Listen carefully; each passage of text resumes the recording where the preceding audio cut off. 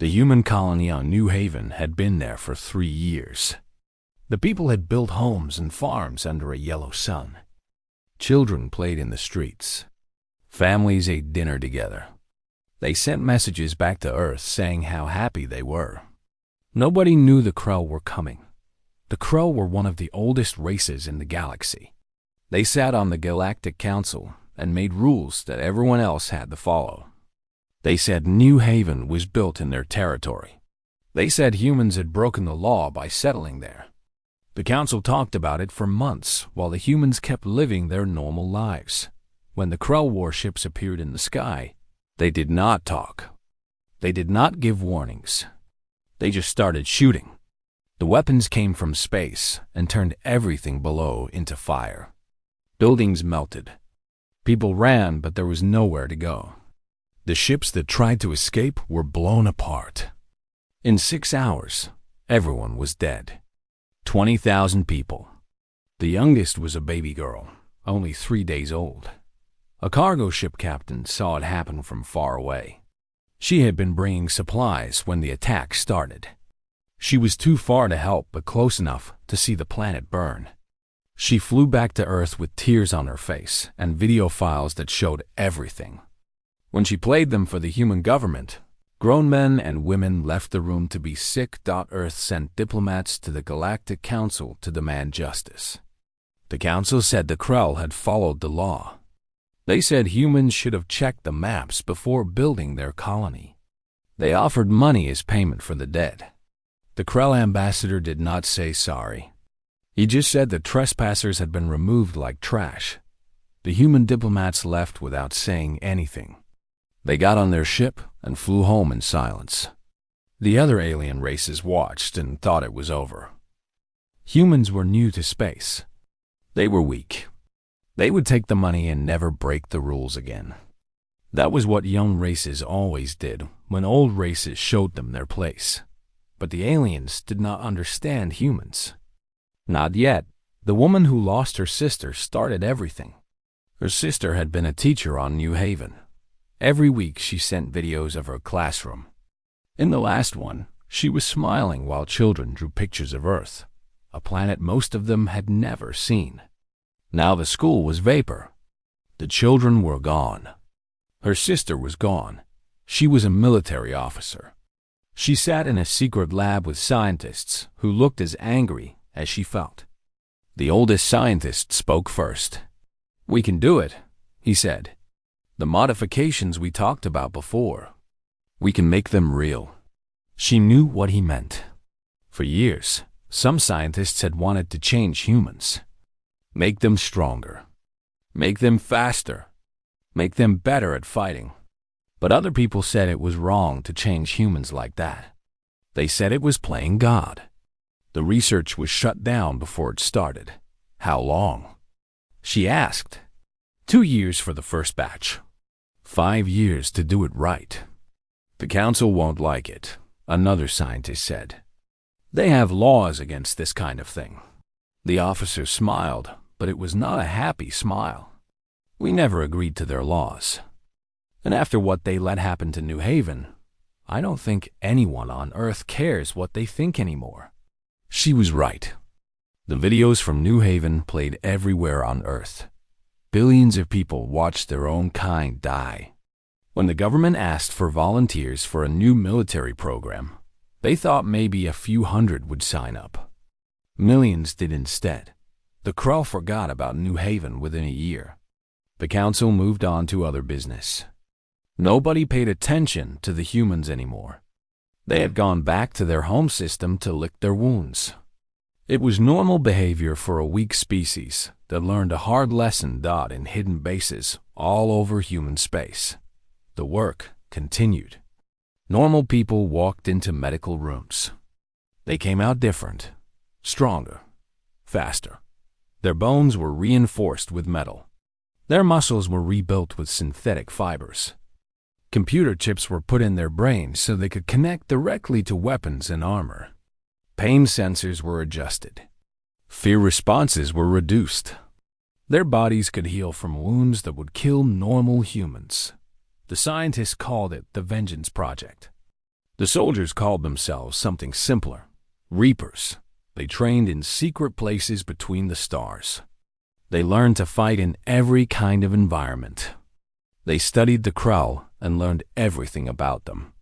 How they fought, what they feared, where they were weak. The Reapers learned to fight in ships, in space, and hand to hand. They stopped being regular humans and became something designed to kill.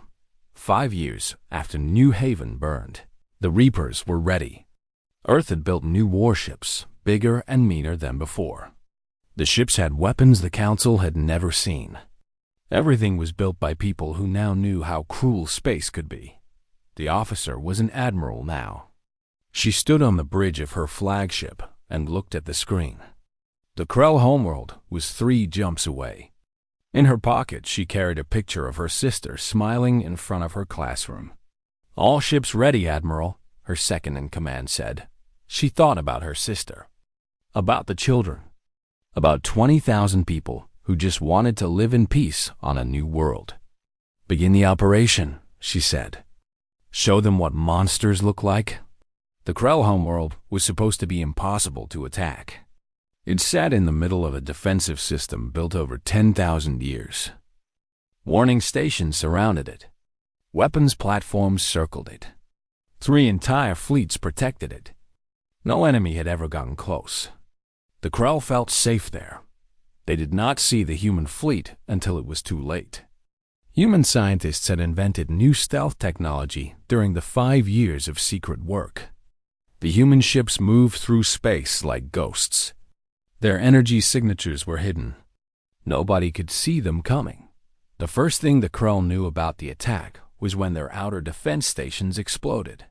Humans had sent in small ships, each one piloted by a single Reaper.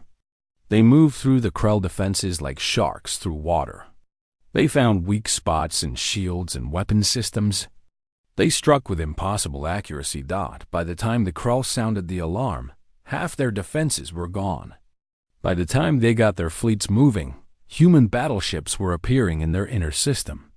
The Admiral's flagship appeared right above the biggest Krell military station. It was so close that the station's weapons could not turn fast enough to shoot at it. The human ship fired its main guns at point-blank range. The station broke into pieces. Metal and fire rained down on the planet below like a meteor shower. The Krell fleet commander had fought in 100 battles. He had beaten pirates and rebels. He had crushed enemies all over the galaxy. He looked at his screens and felt something he had not felt in a very long time. "Real fear. What are they?" his weapons officer asked, watching human ships dance through Krell fire like it was nothing. "Angry," the commander said. The battle lasted exactly 6 hours. The same amount of time it took to destroy New Haven. The humans had planned it that way. Their ships fought like nothing the Krell had ever seen. They pressed forward even when damaged. They never retreated. They never hesitated. When Krell ships tried to run away, the humans hunted them down. But the Admiral had given clear orders. The space battle was just the beginning. The real message would be delivered on the ground. The Reaper drop pods hit the planet's surface like bombs. They struck the capital city, the military centers, and the government buildings. The pods opened and the Reapers came out. The Krell learned what humanity had become. The Reapers moved faster than Krell eyes could track. Their armor absorbed plasma bolts that should have melted them. They fought with simple weapons, bullets, and blades, but used them so well that advanced technology meant nothing. A Reaper could cross 100 meters in seconds, could destroy a fortified position in minutes, could fight for hours without getting tired. The Krell had been warriors once, thousands of years ago, before they became soft and comfortable. Their genetic memory still carried traces of those days. The Reapers made them remember what it felt like to be prey. One Reaper walked into a Krell command center alone. 20 armed guards stood between him and the generals inside. He killed all 20 in less than a minute. When he kicked down the doors to the command room, the generals reached for their guns. He shot the weapons out of their hands faster than they could aim. Then he just stood there, breathing normally.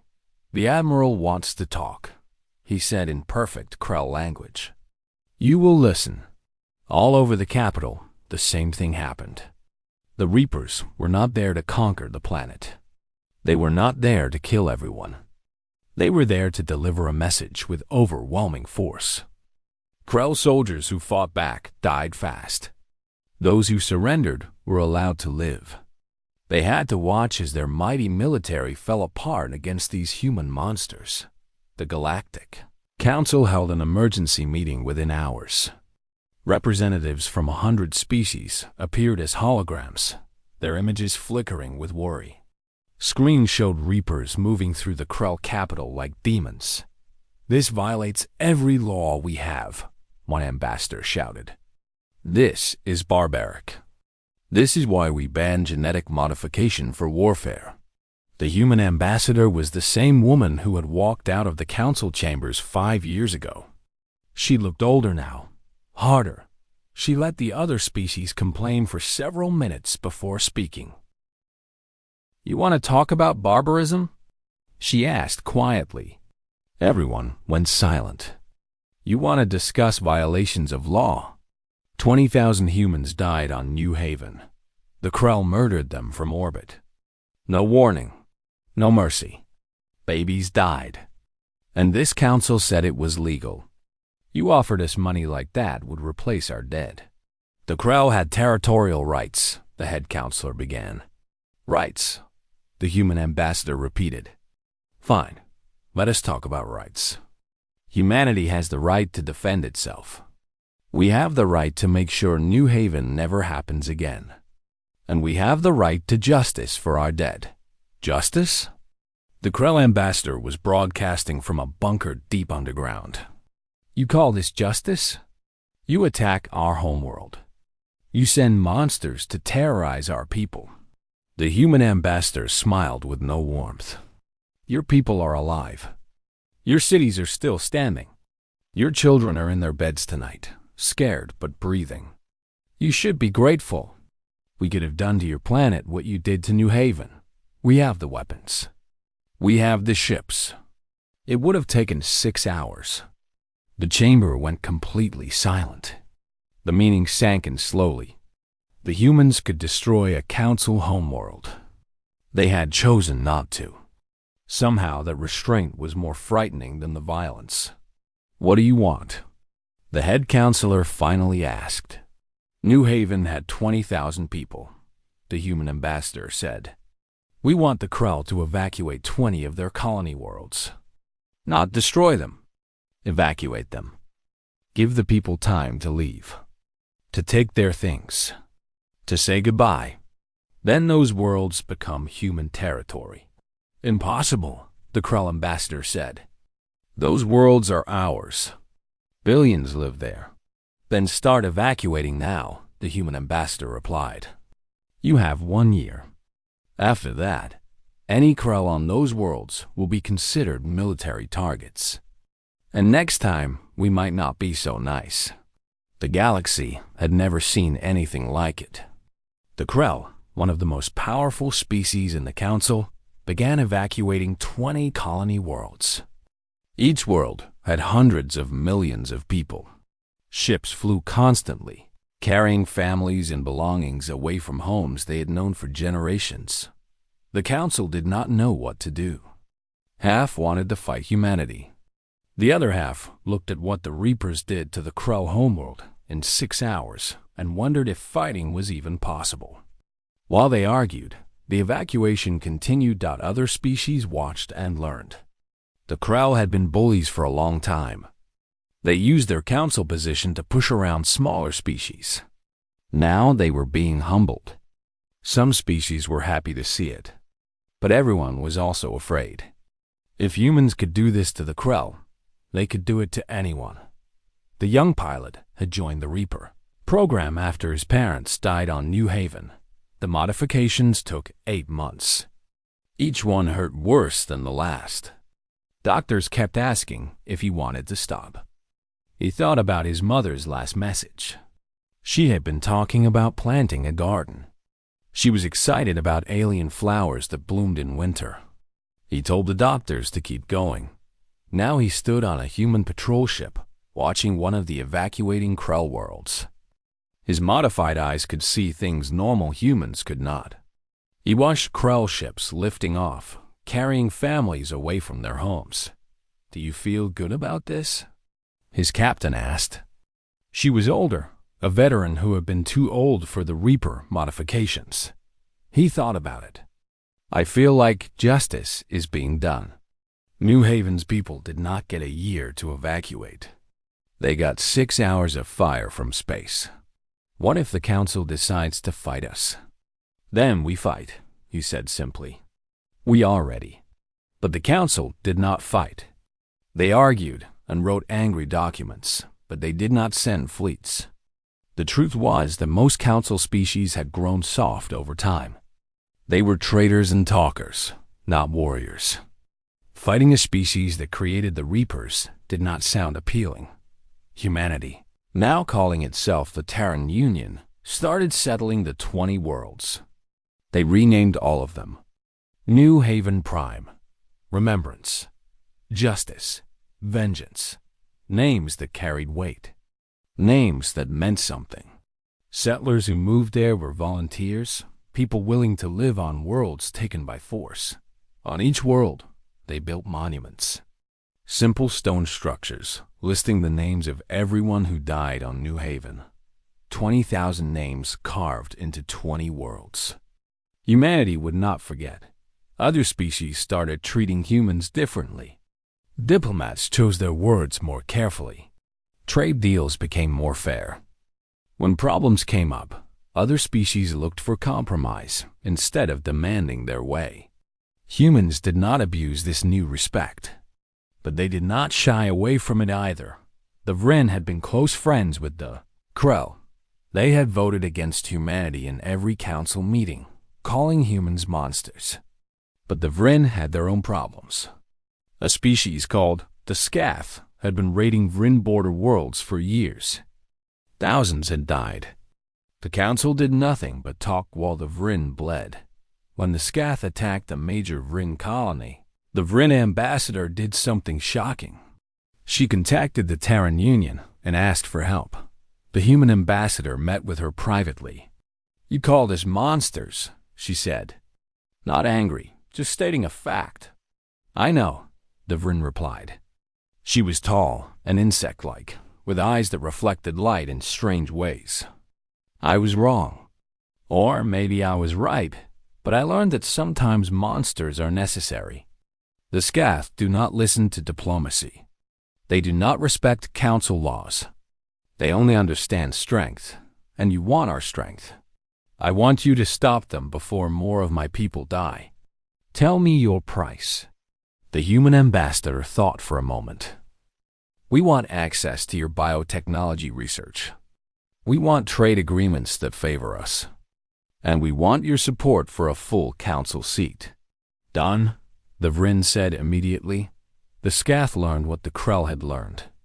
3 Reaper teams went to the Vren border worlds. The raids stopped within a month. The Scath fleet that had terrorized the region went home and stayed there. Nobody knew exactly what the Reapers did. Nobody asked. The results spoke clearly enough.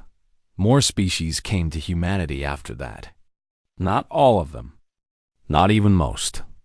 But enough. Species that had been bullied by the old powers. Species that had lost people to raiders. Species that were tired of council debates while their citizens died. They came to humanity and asked for help. And humanity helped them. The price was always the same. Technology, trade, support. Humanity was building power, not through conquest, but through protection. They were becoming what the council should have been, but was too old and corrupt to be any more. The admiral who ordered the attack on the Krell homeworld retired after 5 years. She was offered a council seat when humanity finally got one. She said no. She went back to Earth and lived in a small house by the ocean. She spent her days looking at the water and thinking about her sister. Reporters sometimes asked if she regretted what she had done, if the Reapers had gone too far. She always said the same thing. I regret that we had to become monsters, but I do not regret that we became effective ones. The galaxy created us when it hurt us. It taught us that peace was weakness, that mercy was foolishness, that only strength mattered. We learned that lesson very well. The Reaper program continued but changed. The new recruits were not driven by grief and rage like the first generation. They were professionals who understood that humanity needed protectors in a dangerous galaxy. The modifications became better and less painful. The oversight improved. The Reapers stayed fearsome, but they also stayed human, connected to the people they protected. 20 years after New Haven burned, the galaxy was different. The Terran Union was a major power, respected and feared equally.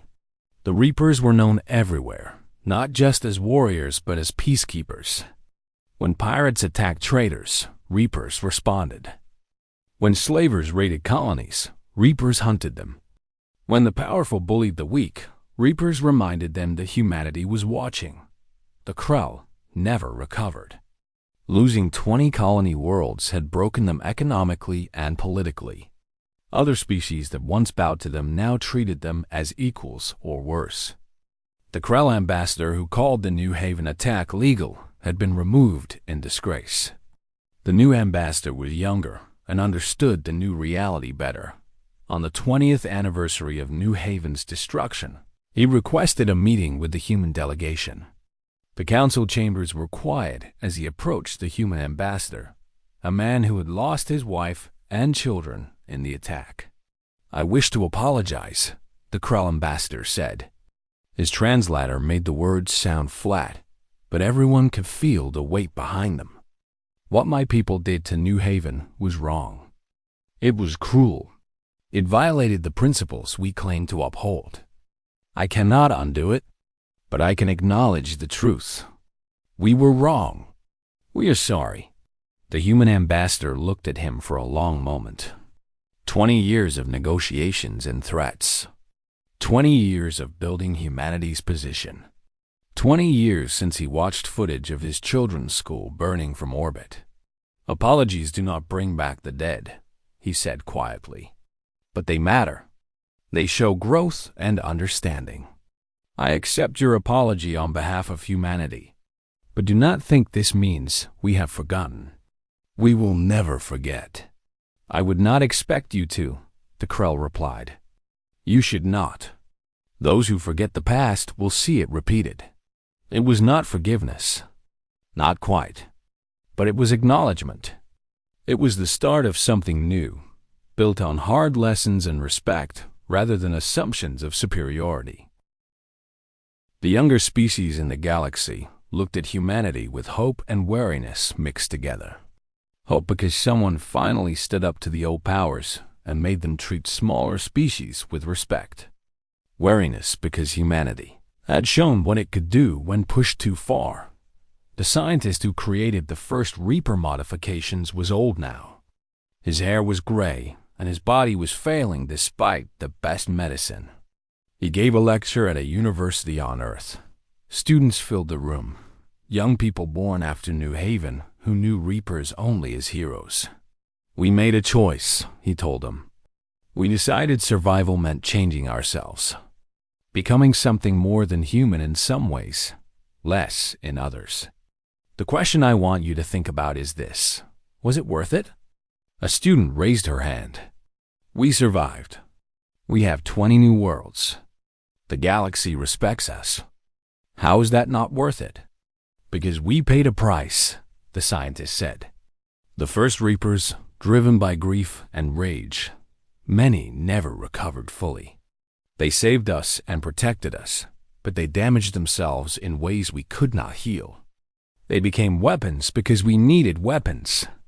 Some of them lost parts of themselves they can never get back. Would you do it differently?" Another student asked. The scientist paused, thinking about the admiral who approved his work. about the officer who lost her sister, about the Reapers themselves. "No," he said finally, "I would not. We did what was necessary. But I want future generations to understand the cost. To remember that becoming monsters, even righteous ones, has a price. Use the power we gave you wisely. Use it justly. Never forget why we had to create it." The memorial on New Haven Prime was the largest of the 20 monuments. It sat where the original capital had been before the Krell turned it to glass. The names were carved in stone 3 meters high. 20,000 of them, arranged in spirals that caught the moonlight at night. Every year on the anniversary, humans gathered there. Some were survivors who had been off-world during the attack. Some were relatives. Some were just citizens who wanted to remember and honor the sacrifice that changed everything. The current fleet admiral was there. She had been a child when New Haven fell. She never knew the dead personally, but carried their memory like everyone else. She stood before the memorial and read names aloud, as was tradition. Hundreds of names, thousands, reading through the night. "We became what you needed us to become," she said when finished, speaking to the dead and the living. "We made ourselves into weapons. We made the galaxy fear us. But we did not become the enemy. We did not become the Krell. We remembered your faces. We remembered your names. And we made sure no other human colony would burn like you did." It was true. In 20 years, no human world had been attacked. No human colony had been threatened with orbital bombardment. The galaxy learned that humanity could not be bullied or dismissed or hurt without terrible consequences. But humanity learned something too. They learned that power came with responsibility. That being feared meant being careful. That monsters had to choose when and how to be monstrous. The first Reaper volunteer, who had lost everything on New Haven, was a trainer now. Too old for frontline combat, but valuable for his experience. He worked with the new generation, teaching them not just how to fight, but why they fought. "You are not weapons," he told his students. "You are protectors. Yes, you have been modified. Yes, you are stronger and faster and more dangerous than normal humans. But you are still human.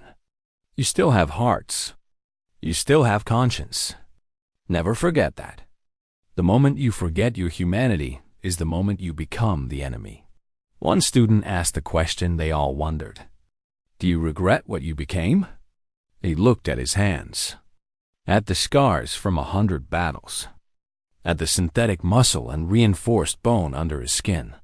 He thought about the man he had been before, the civilian who never imagined becoming a soldier, much less something beyond human.